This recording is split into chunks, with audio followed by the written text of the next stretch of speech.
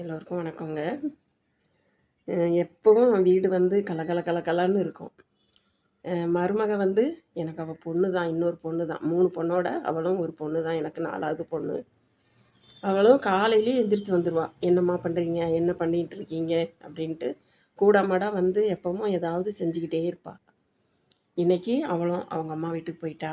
எங்கள் வீடு பாருங்களேன், யாருமே இல்லாமல் கிச்சன் அமைதியாக இருக்குது. கிச்சன் பாருங்கள், யாருமே இல்லை வீட்டில். ரொம்ப அமைதியாக இருக்குது வீடு. ரொம்ப என்ன சொல்கிறது, குழந்தைங்க வீடு நிறைய இருந்தால் தாங்க அந்த வீட்டுக்கே ஒரு அழகு. எல்லாரும் வந்துடுவாங்க இன்னைக்கு.